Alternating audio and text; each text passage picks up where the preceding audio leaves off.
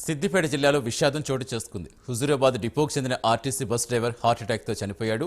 హుజూరాబాద్ నుంచి హైదరాబాద్ ప్రయాణికులతో వెళుతుండగా వర్గల్ మండలం గౌరారం వద్దకు రాగానే ఒక్కసారిగా బస్సు డ్రైవర్ గుండెపోటు వచ్చింది.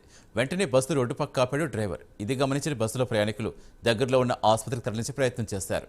అయితే ఆసుపత్రికి తీసుకెళ్తుండగానే మార్గమధ్యంలో బస్సు డ్రైవర్ చనిపోయాడు. బస్సు డ్రైవర్ మృతితో అతని కుటుంబ సభ్యులు బోరును విలిపిస్తున్నారు.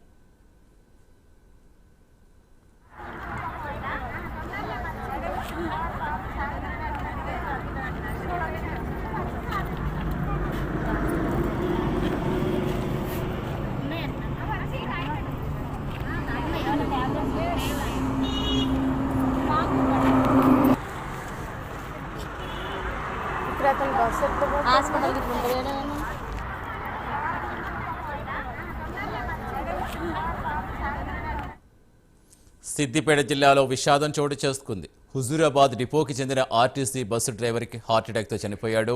హుజూరాబాద్ నుంచి హైదరాబాద్కు ప్రయాణికులతో వెళుతుండగా వర్గల్ మండలం గౌరారం వద్దకు రాగానే ఒక్కసారిగా బస్సు డ్రైవర్ గుండెపోటు వచ్చింది. వెంటనే బస్సు రోడ్డు పక్క ఆపాడు.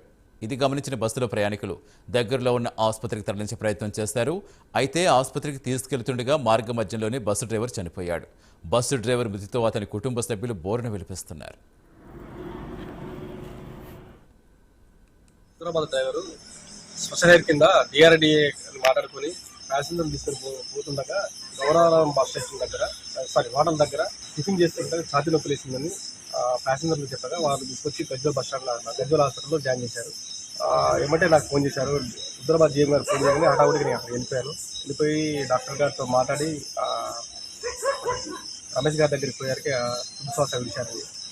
ఆ తర్వాత వాళ్ళ ఫ్యామిలీకి డిఎం గారికి తెలియజేసి 11 గంటల కాడ నుంచి 2 గంటల వరకు అక్కడే ఉండి 2:30కి వాళ్ళ ఫ్యామిలీ మెంబర్స్కి